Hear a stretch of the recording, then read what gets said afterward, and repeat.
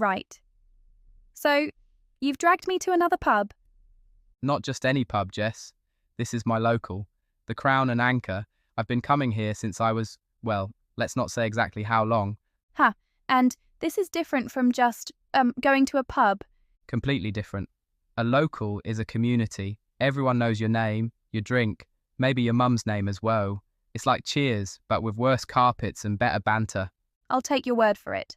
Right, so I want to learn today. Properly. Because I always feel a bit lost at a British pub bar. You've come to the right man. Honestly, Jess, I think once you know the rules, it's simple, but nobody ever explains them, do they? No. Nobody explains anything. You're just supposed to know. That is Britain, innit? Okay, so, first question. And I need you to be honest with me. Always. At the bar, there's no queue, like, there is no line. People are just standing there in a cluster. But everyone somehow knows whose turn it is. Correct. On both counts. How? Right, so this is one of the great British mysteries, and I love it. So yeah, no visible queue, but there is an order, and everyone tracks it, mentally. How, though? It's a mix of things. First, when did you arrive at the bar? Second, are you making eye contact with the barman? Third is a big one. Are you ready? Like, do you know what you want? Because if you don't know what you want, You go to the back of the invisible queue. even though there's no visible queue, Even though there's no visible queue, you get served when you get served, and if you're not ready, you've only got yourself to blame. so stand at the bar, make eye contact, look like you know what you want. And you wait patiently. And a this is crucial. You do not wave. You do not call out. You absolutely do not snap your fingers. I've seen people snap their fingers at a barman. And how did that go for them? Slowly. Yeah, exactly. Right, so you're at the bar. The barman finally looks at you. What do you actually say? So, you've got a couple of options. Classic one, go straight in. A pint of lager, please. Done. Or, very British move, you start with, when you're ready, which basically means, I can see you're busy, I'm not in a rush, but I've been here a while. It's polite aggression. That is exactly what it is, very polite aggression. What about fancy a pint? When do you use that? So, fancy a pint, that's more like, that's what you say to someone you're with. Fancy a pint, like, do you want one? Do you feel like one? It's softer than do you want a pint? More laid back, more British. You don't demand, you invite. Exactly, you wouldn't say, fancy a pint, to the barman, mind. Obviously. You'd be surprised. What if you want a soft drink? Is it weird? Nah, no one cares. You can get a Diet Coke, a lime and soda, whatever you like. The important thing is, know your order, don't faff. Top tips for getting around in?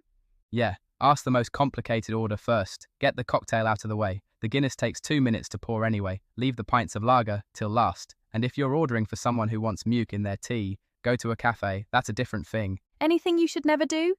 Big one. Don't be thirsty about the barman's time. They are run off their feet. Order, pay, move aside. The queue, visible or not, is always real. The invisible queue is very real. Very. Can we talk about rhyming slang for a second? Yes, this is my favourite bit. Someone said to me last week, give us a bell on the dog, and I just stared at them. Ha, right. So the dog and bone, that's the phone. So give us a bell on the dog just means call me on the phone. Because it rhymes with phone. Dog and bone, phone. That is literally all there is to it. Apples and pears, stairs, Adam and Eve, believe.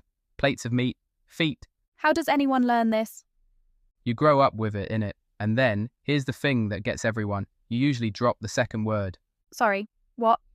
Dog and bone, you just say dog. Get on the dog, yeah? The rhyming part, bone, is implied. You never say it. So, the whole point of the rhyming word is that you don't say it.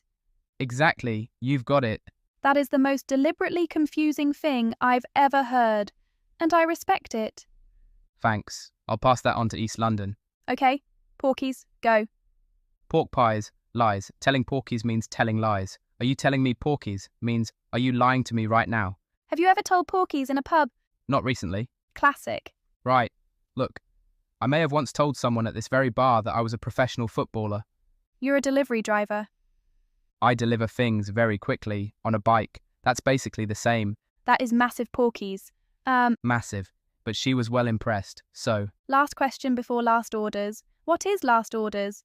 For anyone who genuinely doesn't know?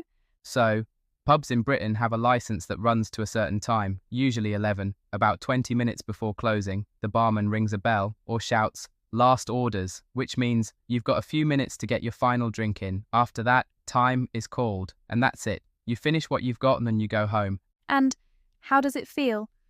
Genuinely bittersweet. There's something very British about it. The whole pub just shifts. Everyone suddenly has a renewed interest in getting to the bar. The invisible queue becomes a very real shuffle. And then? And then you drink up and leave and stand outside in the cold for 20 minutes chatting because nobody actually wants to go home. That is the most British thing I have ever heard. Sorted. That's us. That's what we are. Okay, so the one thing a non-native speaker should know before they walk into a British pub.